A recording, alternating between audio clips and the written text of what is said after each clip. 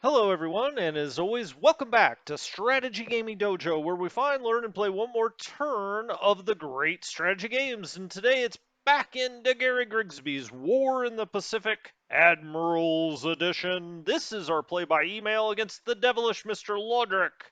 And it is now January 24th, 1942. This is our setup phase of this turn.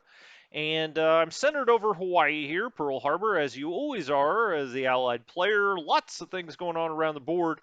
Now, during the combat phase, really I guess, major thing we lost is a tanker. I say major, I think it's really the only kind of big thing we lost was a tanker over by Diego Garcia. We're going to have to go check that out because Diego Garcia can be important for trying to get things up and into Colombo, depending on how much the Japanese player is pressuring you into Colombo. You could have him stop over at Diego Garcia. Lodrick very smartly has sent something down there to snoop around, and it did find a tanker. Which is too bad. I mean, tankers are probably worth maybe more than they should be, I guess. I don't know. I mean, we've got quite a few of them, but I think this tanker's like a 28-point tanker. Now, when we were talking through the combat phase, I think I said like 12 or 14 points. It actually is 28 points, and that leads me into the stats. Let's go look at the stats as we like to do here first, and then we'll go all around the board and we'll just kind of talk about what's going on. We've got action on the east coast of Australia, the west coast of Australia. We've got action obviously in the aforementioned Diego Garcia. Okay, let's check it out. So sorties 49-10 to 82-93. The Japanese ran, 1.5 times the number of sorties we did this time. He's really getting a lot up in the air, and you'll see when the carriers are in action, and they were this last time off the east coast of Australia, that sortie advantage is even greater than usual. During the game, he has now run 177,000 total sorties. We've run 115,000. Air-to-air losses 10-5. Now, some of that I will take the blame for. I don't know if it's really blame. It was part of the plan. I kid you not. I put up some planes on the eastern coast of Australia that I kind of knew were going to be at a disadvantage. The reason is I just wanted to let him know they're there.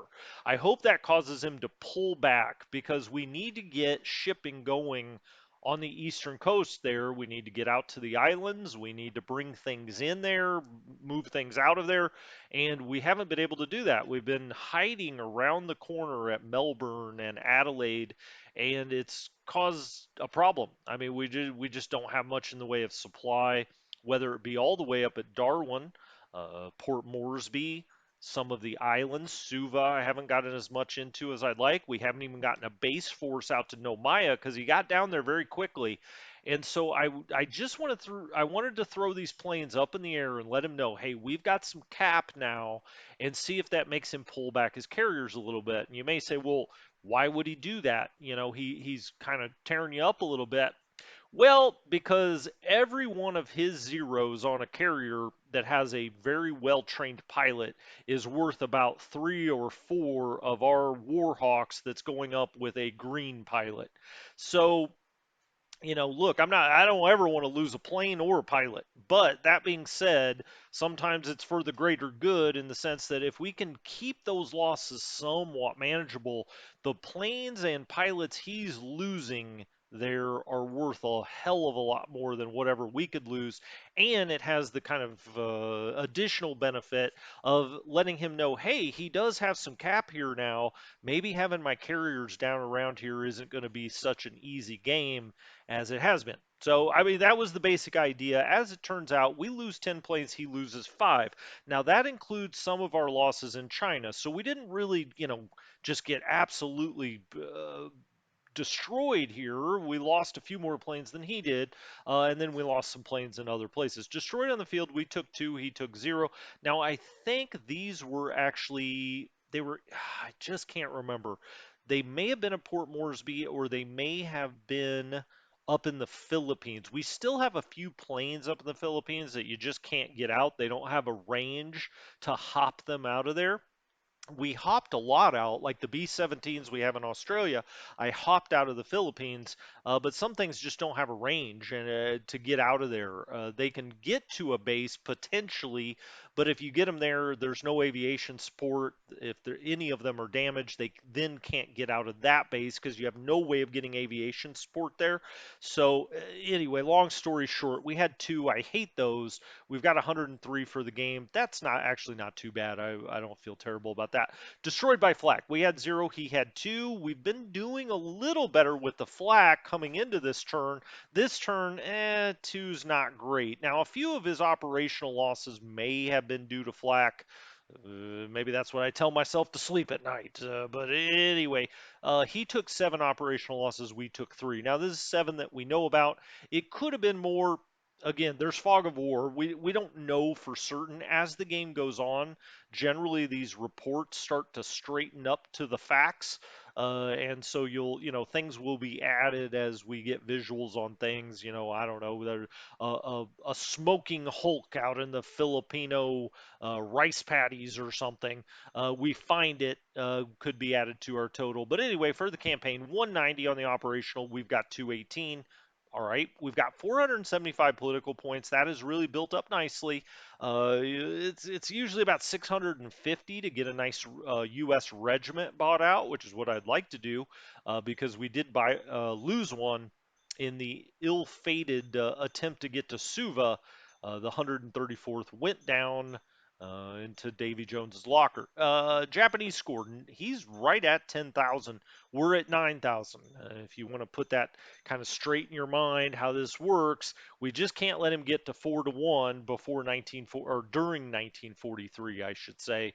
And so, he's going to get a lead on us. It's going to be 2-1, maybe 3-1. We just can't let it get to 4-1. Bases controlled, 518 for us, 319 for the Japanese. You can see the amount of points we're holding because of these bases. Now, we are going to lose Singapore, and that's like 1,800 points for us. It was a very big, big loss when the Allies lose Singapore. From a point perspective, I mean, that's going to hurt. There's no doubt about it. We're going to get down, down into the 7,000s here while he's motoring up above 10,000. So that's just how the game, the yin and yang of the game. Once we get to 43 and we start to turn the tide, hopefully, then we start making those right back up. But we do lose 1,800 points. This time he attacked Singapore. We knocked him back a little bit. But I think, as some of you had noticed, we're not going to hold Singapore for much longer. Just not strong enough. It's not going to be able to hold out much longer. Aircraft points loss 698 to 396. Usually I would be upset if we were, beyond parity. He's done a great job in this game on a lot of facets of it, and this is, bigger than I'm used to seeing. Speaking of which, this I've never seen this before. 3706 to 70. Now again, his may be a little bit more, but you get the basic idea. He has just absolutely ravaged us in China. I mean, we have lost, hell, I don't know. I mean, maybe 150,000 men in China already. And I'm trying to get it under control the best I can because, really in China against a good player, you're just trying to force a stalemate there. I'm trying. I'm trying, but his bombing campaign, followed by good attacks and getting us into weird positions, has really paid off for him. Now, you're going to be way behind on this as the Allied player. Obviously, he's just marching straight through Malaysia. You're going to lose all of those troops. You're going to lose all the troops in the Philippines. That's kind of baked in the cake. I would say normally this would be 2,500 to 500, something like that. Not 3706 to 70, and so I'm a little upset about that. Trying to recover that in China. Allied ships sunk 339 for 2361. I think he has a few more than this. We just have no way of knowing fog of war. I think we've damaged a few things that possibly have gone down, and we just don't know about it. Maybe that again is just wishful thinking. We'll see. Ship sunk this last turn. Here's that 28-point tanker, the Athol Duke, out by near Diego Garcia. Now, this destroyer actually was not destroyed by him per se this turn. It was hit previously out in the Dutch East Indies. It was limping back to Diego Garcia, and it just didn't make it. It went down. It was almost there, so it's too bad. I mean, they almost made it out there. Who knows? I'd like to think that they fished the guys out of the water, although with Japanese naval power in the area, potentially not. Other than that, we lost an AM, so a minesweeper out here near Perth. Okay, he's got things coming down the west coast of Australia. We'll go look at that. Near Sydney, we did lose a little AMC that was lost to his carriers bombing it. All right, it's a 1 point ship. And then near Port Moresby, we lost a little AKL, the Matthew Flinders. That's a fun name. 2 points. I don't know who Matthew Flinders is, but I think it's a fun name for a ship. 2 points lost there near Port Moresby. I mean, those are just your normal losses, right? That you're going to take. Let's look at the group reinforcement schedule and see what we have coming in. This is airplanes. So we've got Fortresses coming in, B-17s. They're coming into Camp Pendleton. Looks like we've got about 32 of those coming in a day. These are really training aircraft. If we look, they're part of 4th U.S. Bomber. I think a few of these sometimes you can buy out, but for the most part, these are training your bomber, the guys you want to run your bombers later in the war. So we'll move those back probably to Ogden. That's where I've got a big group of these B-17s back there training Ogden, Utah. We'll do that. These Hurricane PR-2s are coming into Rangoon. Now, it's just two of them. They are actually recon craft. So you see Hurricane, and you may think you may think of the Hurricane Trop. The Hurricane Trop is a fighter. We need those. We need those too, believe me. But it's good to get recon into Rangoon because we've certainly lost things in and around Rangoon, including the disaster at Port Blair, because we didn't have enough recon there. We just didn't know what was in the area, and it ended up costing us dearly. So we'll get those up in the air. The Blenheims coming into Aden, we'll get them down to India through Karachi. I've got most of those training at I always have it's so many, it's enough syllables, it gives me trouble. Hyderabad. Yeah, sure. We're going to send them down there and train. That's where I've got most of my bombers in India training.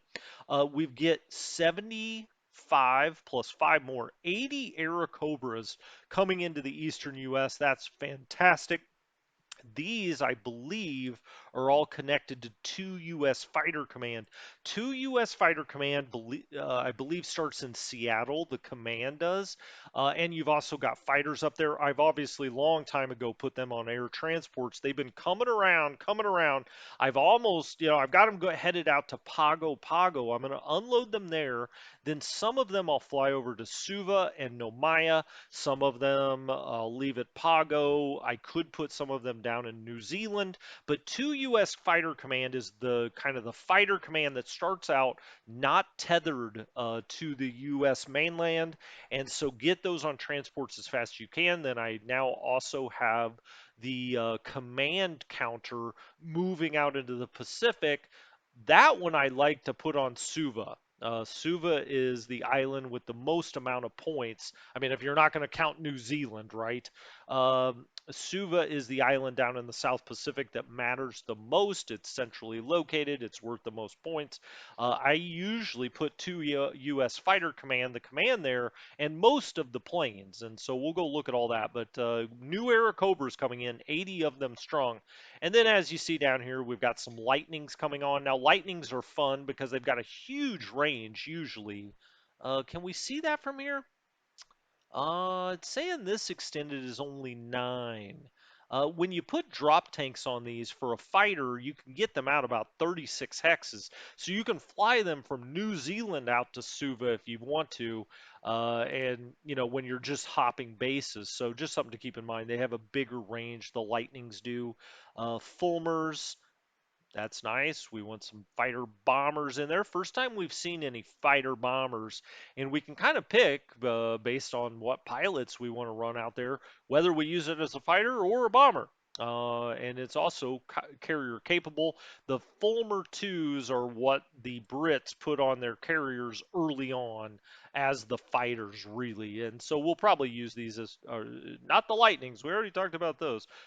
Excuse me, the Fulmers. We may have these just train at Aden. We may take them down, put them in India, and have them train there. Actually, I usually base my carriers, my British carriers, at Bombay. So we'll probably take them to Bombay, quite honestly, and we'll have them train up there. Okay, what else? Ship availability. Let's go look at that. What's coming in here for us? Now you can see we get the Hornet here in 46 days. Excuse me, on the east coast of the U.S., the Hornet's going to have 19 Wildcats, 18 Helldivers. Now the Helldivers are new. We've been running with Dauntlesses, but now the Helldivers are going to come in, and then the old Torpedo Devastators are also. But as you can see, I mean, we can load more on there. It's got a 90 capacity, and this looks like we're going to have 34. 53, only 61 planes on to start with. So one of the groups that's training, and it'll probably be a fighter group. We need more fighters than this on. Now we could bump that all the way to 27 if we pull out of the pool. But anyway, the point is we're going to need more fight. I like to have 2 squadrons of fighters on every carrier if I can. Now I may take one carrier and put, you know, 3 dive bombers or 2 torpedoes, but generally it's 2 fighters, 2 dive bombers, and 1 torpedo squadron. That would be the classic setup for, at least in this game, for a U.S. carrier to have on decks. Okay, so we're going to get that in, less than 2 months now. Well, about like a month and a half. Let's look at the ETA, and we'll flip that around. There we go. Coming in, we've got 3 new subs, American subs. So they've got the crappy Mark 14, I do believe. Yes, they do. The 21-inch Mark 14 torpedo. Okay, what can you do? You still send them out there and you hope. Now, I usually keep them in a much more defensive pose. I have them hunt in wolf pack. Well, I say hunt. It's defensive, but I have them sit in wolf packs, I guess, just hoping somebody will get a lucky shot on it, and if we get the chance. But we have 2 of those coming into Balboa, one into Los Angeles. We'll see what the ranges and speeds are, and put them in a pack that's appropriate. We've also got the Sumatra that's going to come into Surabaya. Now, that's a weird one. I think we talked about this last time, but I mean, you don't really want any ships in the Dutch East Indies now. So we'll have to get that out of there, run it down to Perth, and maybe we can batch it together with some of the British Navy. We've got the battleship Idaho coming into San Francisco in 7. The Norman coming into Cape Town, so a British destroyer. They've just got such great anti-sub right from the start. The Brits know how to anti-sub, and they've got 8 there. I guess they've gotten some training in the Battle of the North Atlantic, and certainly the Brits have got the lion's share of ASW capability at the start of the game. Um, Tankers, you know, cargo. We've got the Revenge coming into Cape Town in 13. I think the Brits get quite a few. Yeah, here it is. Ramillies, Resolution, the Revenge. So we're going to have a lot of British battleships operating in the Indian Ocean in the not too distant future. Ground reinforcements. What I really am looking for here is as much coming into Chongqing as we can get. Now, that's where you always get your Chinese reinforcements. I think I can't think of an example where that's not true. 99% of the time, that's where the Central Reserve is located, and this is what we need: Chinese cores. Now we need them bigger than that. We need them like, let's find one. There it is, 257. So the 81st Chinese Corps, it's under 17th Group Army, comes in with a 257. Now here's another 257, 33rd Chinese Corps. You just keep adding these Chinese corps. I mean, if there's one thing the Chinese have, it's manpower. And so you can see down here, we also get some divisions, a Chinese corps here that comes in a little bit at a lower strength. Um, Wow, 44th Infantry shows up in 34 days in Seattle. That's a big American force. But what we really need them is in China. We also get some Indian divisions that start coming in. And so, it's kind of a race against time. Right now, Lodrick is not. Well, that just centered me right over Rangoon. Excellent. We'll just start up here. Um, the Japanese player is in a race against time. He needs to get to Rangoon as fast as he can because if he's going to launch anything against India, he needs to do it in the not too distant future before we've got 5, 6, 7 British battleships down here. We're also going to have 2, 3, 4 British carriers in the not too distant future. He's got a big logistical problem trying to get out here, and so if he doesn't do it soon, you can see on that group reinforcement schedule on the infantry, we start adding Indian infantry, and much like the Chinese, the Indians don't have, a lot of planes. They don't have a lot of ships. They have a lot of men. And so as we start adding those, it will become near impossible for the Japanese player to take a place like Calcutta or Madras or Colombo.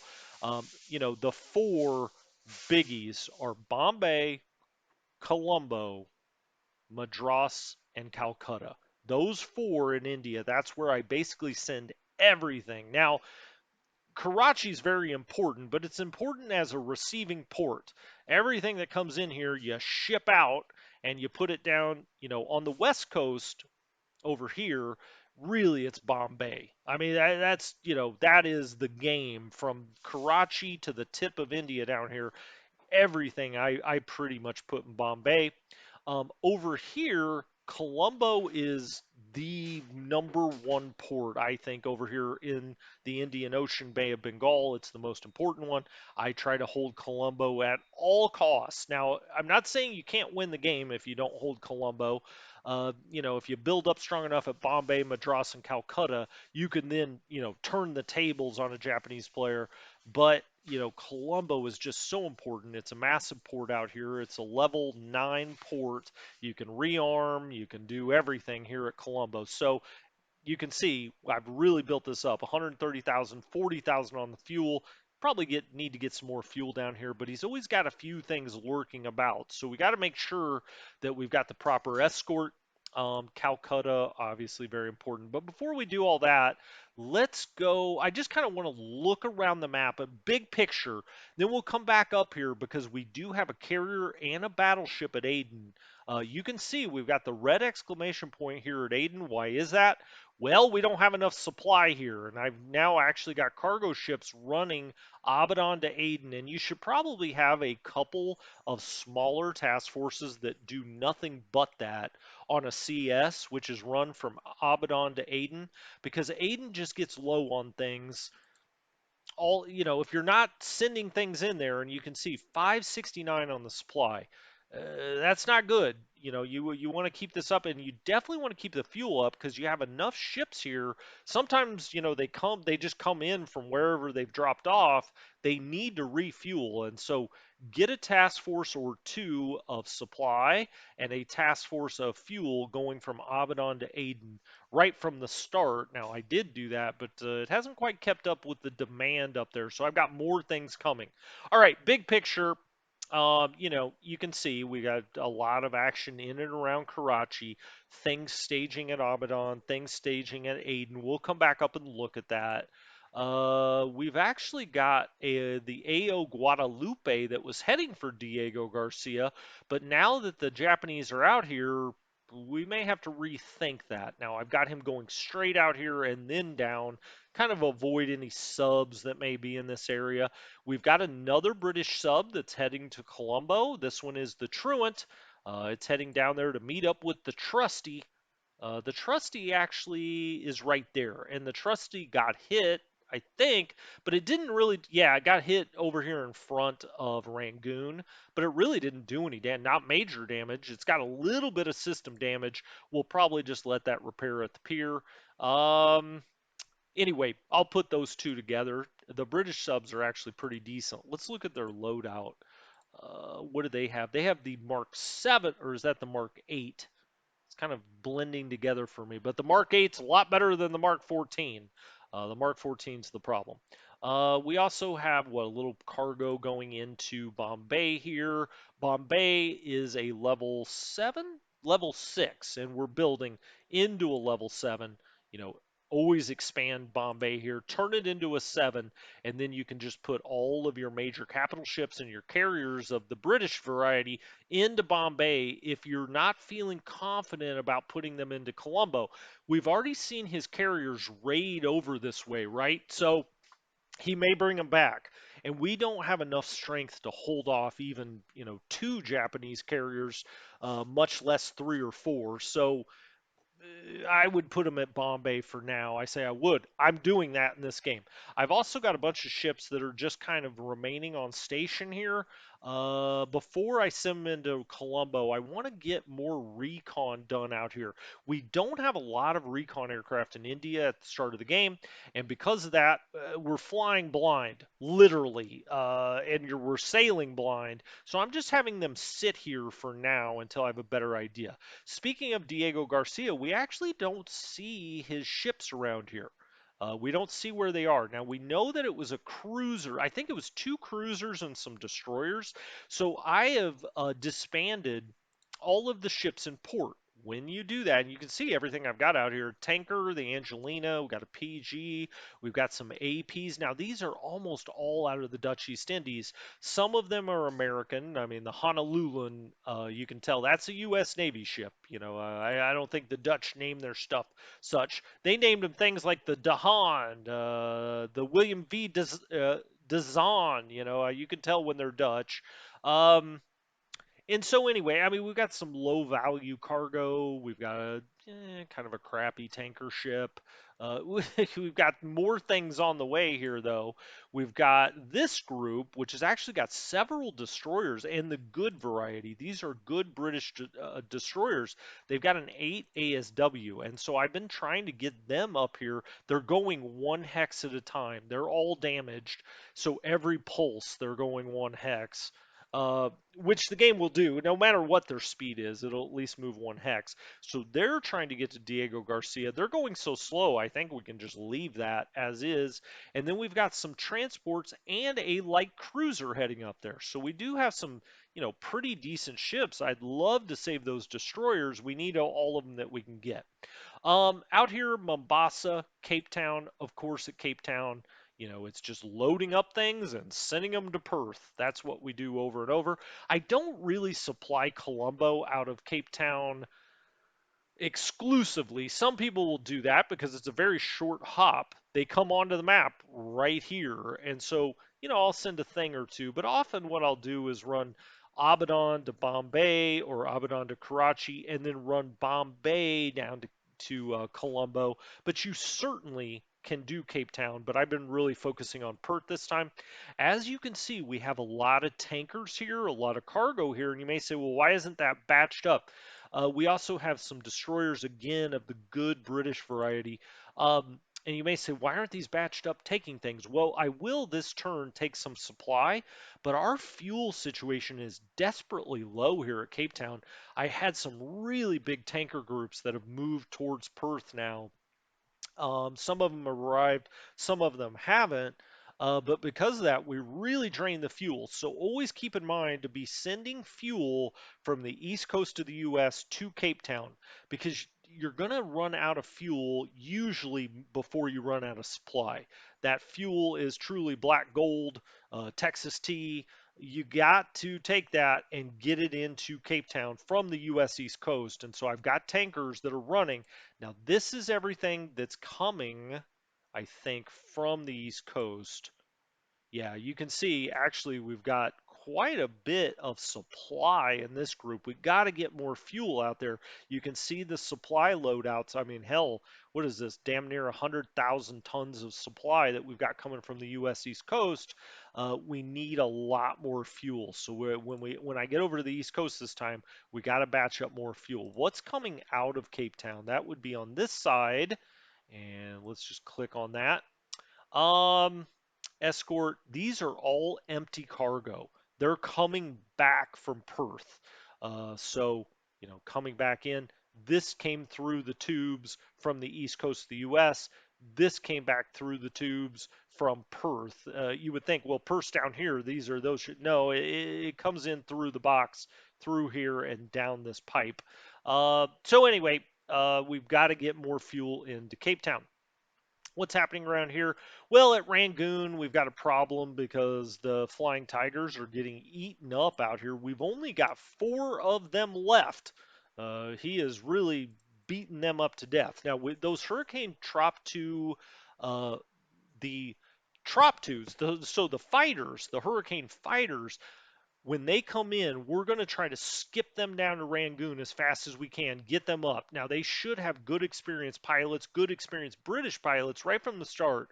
And so we need to get that in and protect the airfield at Rangoon. You have got to keep this operational to keep his bombers off of Rangoon because he can bomb you into submission from these bases to where no matter how many troops you have up here, it doesn't matter. And so we got to get all the fighters busted into Rangoon that we can. Looking over into China, we still have this group trapped down here. You can see, I mean, they're down to 424 on the assault strength. I'm trying to get them moved up here to Hanyang. Now, I did get this group up there, and if we click on them, you can see they've got an assault strength of 904. That's excellent. We need that. So we're going to put them in Hanyang. That gives us about 2,000 at Changsha and about 1,800 assault value at Hanyang. And then when we get this group up here, even better, we may move them up here or even move them all the way into Aichang. We'll see. Out here to the west, he's kind of sitting. He's been bombarding Wu Chao, hasn't done a whole lot there as far as attacking. It's just been bombardment attacks. We'll see. He's showing bright red. Now we're only showing one enemy unit, but it's strong enough that it's bright red. So I don't know.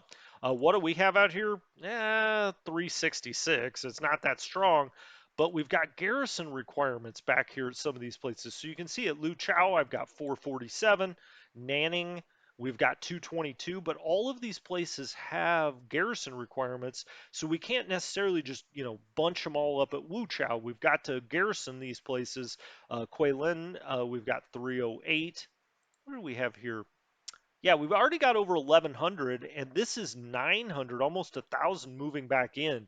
So it makes this much, much stronger once these guys get in. So we got these guys out, and now they're going to move here. They originally were down here in southeastern China, got the crap, bombed out of them, but they did get out and up this road, and now they're going to get to Hanyang. Now these are the groups that we always just get bombed over and over and over. Let's go look at them. Assault strength 495. So it's not like that's a weak grouping. These guys should be much higher. Look at all of this here. They have been bombed down to 270. I think naturally, and let's actually turn the reinforcements on for a group like this. And you can do that, right here. Toggle replacements for this unit, for units on the list, on for all of them. And that's replacements, that's upgrade, that's their op mode.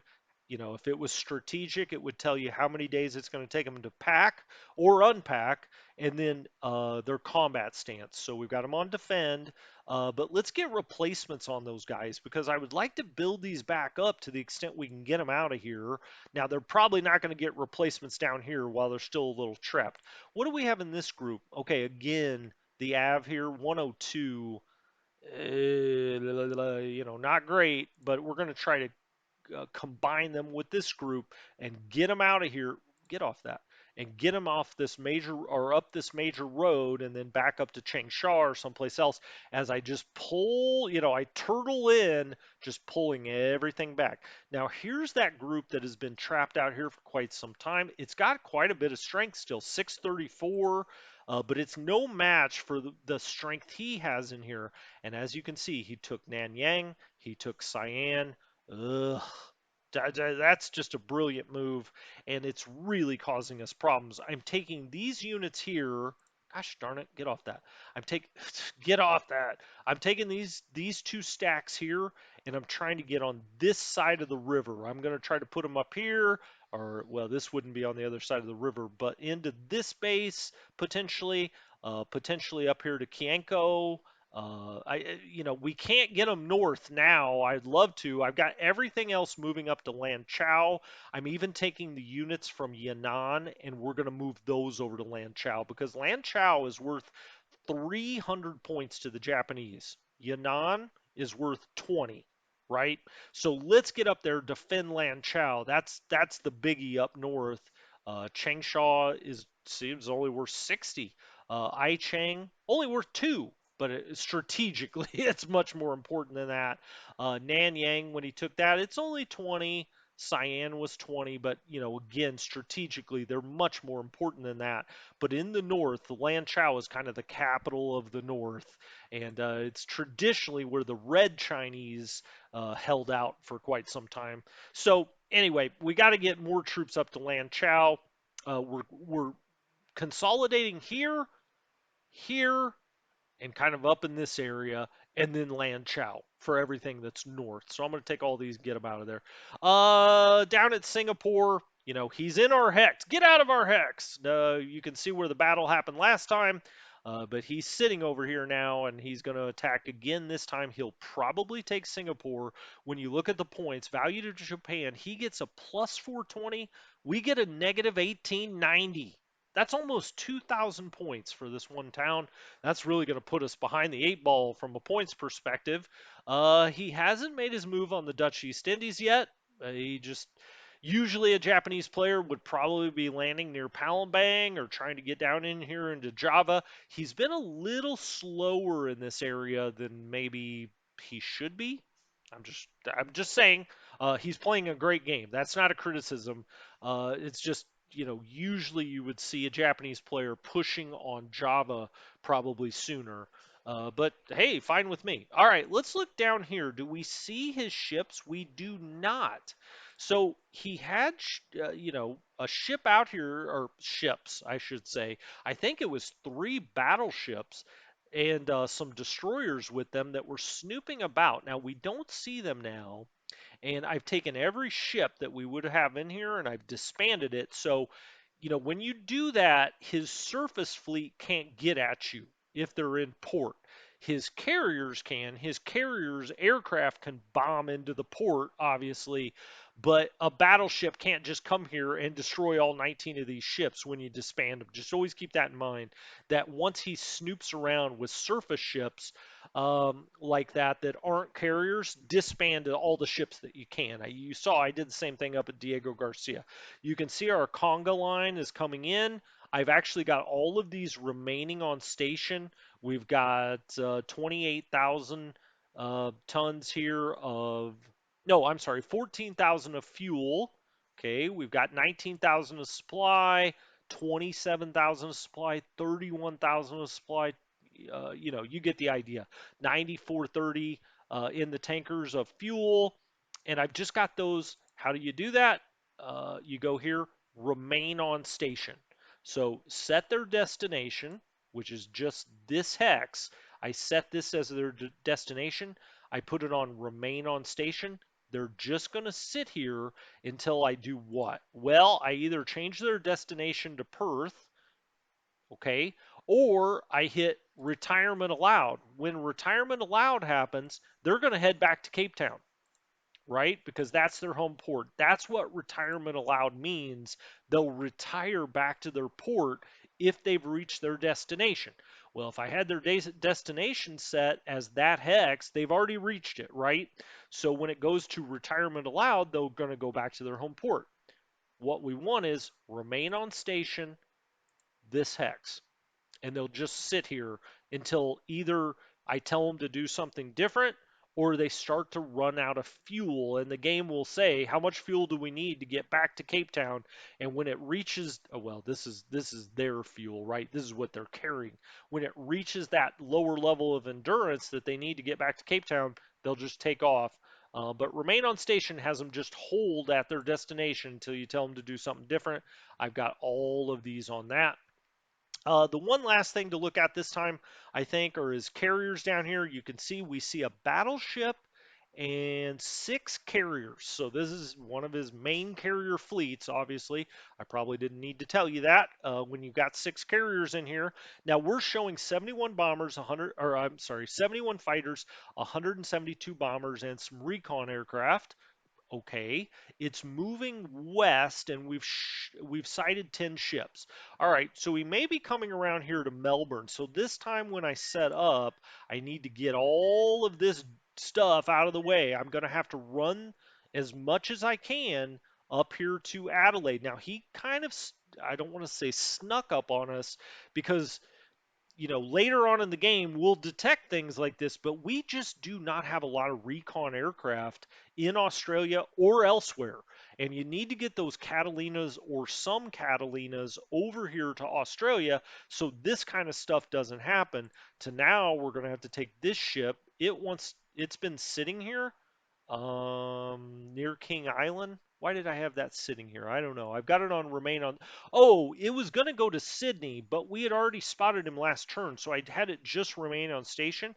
Well, he's moving this way. So now we're going to have to take it to Adelaide up and around the corner and try to hide from him.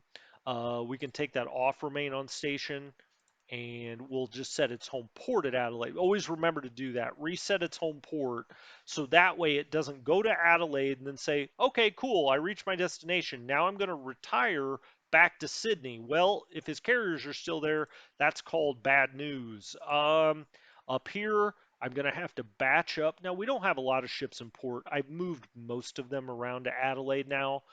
You can see I've got 17 ships in port here. Do I have it? No, I don't have anything at Augusta. And also, because he's been snooping down the coast here, I've been going into Albany, but I have all of my ships pretty much at Esperance. And always remember, Albany is damn near as good a port as Perth. You can always use Albany. It's also on a minor rail line, just like Perth is, that gets to the major rail line. So you really don't lose a whole bunch by moving into Albany. Always keep that in mind that you can just sneak down here every time. I talked a little bit about that last time. Over here, what do we have going on? Not a lot. I've got a lot of transports that are headed towards New Zealand or out in this area. I've got a transport here that actually took some damage and is going back into Tahiti. I've got some APs that have already dropped off I have going back into Tahiti.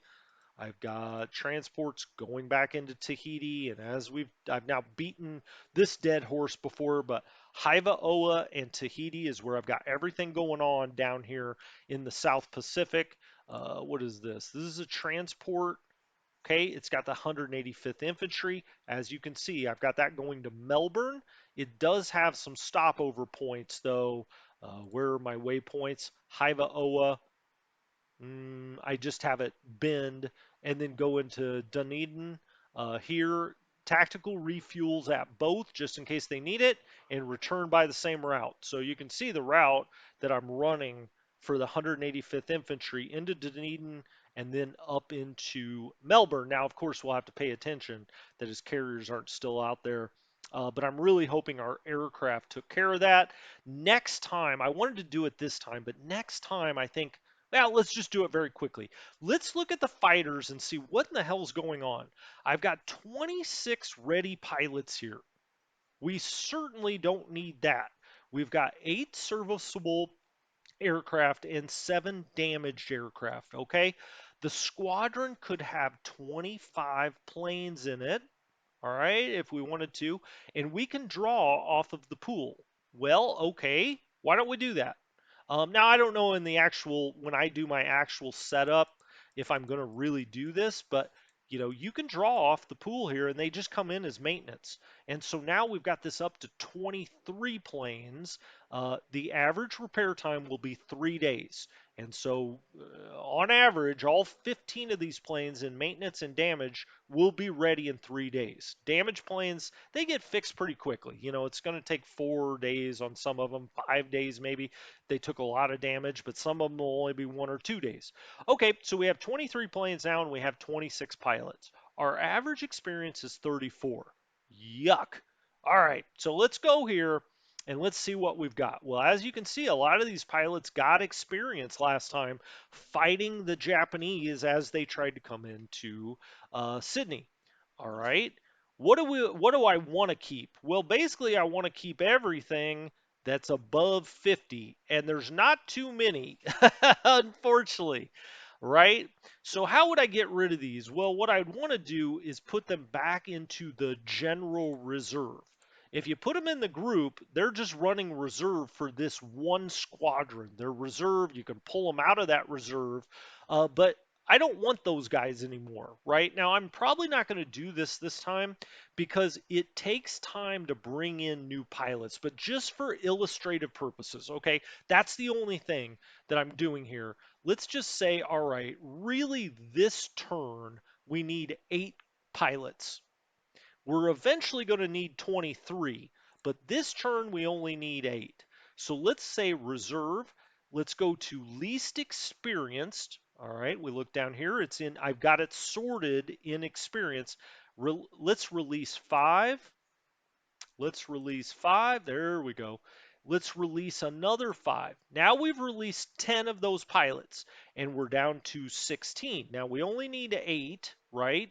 So let's go back to pilots. Now we're getting rid of our least experienced pilots because we need good pilots in here because this is where the action's going to happen. So let's release 5 more. And oh shoot, I put them in the group pool. Now that's what you don't want to do because well, maybe you do. I don't know. Maybe you want some in the group reserve if you think you're going to have a lot of pilots die. This way they're close. They're immediately go into the group or into the squadron. Um, but let's say we actually didn't want to do that. We wanted them to be in the reserve.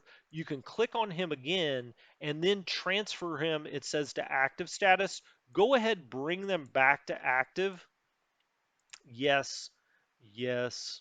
We'll bring them back into active status. Why? Because now I've got it on reserve and I'll release those guys again. Now, when they're here and you click on them, it will ask you if you want to end, so you can do this individually. You can click on each pilot, right? I really want to get rid of all these guys. They're pretty bad. So the general reserve will release 5 more. One, two, three, four, five, 6. Now, at times you may say, hey, I'm even going to have fewer pilots than the number of planes I have that are available to fly. Why is that? Well, if you send up a good plane with a bad pilot, you're probably going to lose both. And you may want to remove them just so the game doesn't fly those pilots. Now what the hell are we going to do? We've got no pilots out here. We only got 6. We need 23 eventually. So what do I do anyway? Well, you could just hit get a new pilot. Okay, and where's it going to draw from? The general reserve. If it's here, TRACOM, any replacement. Now this is your group reserve. Uh, this is the general reserve. But what I like to do is go to request a veteran. And that brings up this screen where you can look at each pool. So that's the TRACOM pool. That's the any pool. That's the group, all groups. That's the reserve. So when it says group, all groups, this just means you can take it out of other squadrons and the guys out of other squadrons and bring them here. What I like to do though is just go to the reserve and I like to sort by air. Now you can't either experience or air, right? They're fighter pilots. So what they need is air-to-air capability. And as you can see, these guys are all in the fighter reserve. Look at this guy, 77 and 77. That's what we need. Click on him, assign to general reserve, transfer to 3rd PS. So that's this squadron. Yes, sir. And then you can see how long is it going to take him to get here? 5 days. That's what that do 5 days. You can see beforehand, so more, it's going to take him 3 to get to 3rd PS. Now he's listed as part of 3rd PS. Burgard, let's bring him in. He's a 7370. These are the two that matter for fighter pilots. Okay? It's going to take him 6 days. Now, see, this isn't always accurate. That's going to take him 6 days to get here, but now he's assigned to that, and so on and so forth. And I'll go through here and bring in enough that we have 23 pilots. That's what we need? Yep, 23. Now, you won't see them here yet, but in a couple of days, they'll start to arrive, all based on how many days it's going to tell you for them to get here. So let's take Cummings. Let's go back and make sure we're sorted by our best air-to-air pilots. All right, out of the reserve. 70 experience, 64 air. Click on Cummings. Here he comes. There we go. Perfect. He's coming in. It's going to take him 6 days to get here. Green, it's going to take him 6 days to get here, but they will be coming. So anyway, um, not a ton else happening on the map. I've got a lot of transports, moving down here, all to Hiva Oa, then on to Dunedin if they're going to Australia, or up to the islands of Suva, Pago Pago, and Nomaya. When we come back next time, we'll look at the combat resolution for this setup phase. So for the 25th, 26th, I think. No, the 24th, 25th, right? We're setting up for the 24th. So 24th, 25th, we'll look at that combat resolution. And then next time when we set up, I'll probably do the eastern side of the map a little more intently, or wherever action happens. That's where I'll take my cameras. Anyway, thank you guys so much for joining me. This has been Strategy Gaming Dojo. I'll talk to you next time. Have a good one.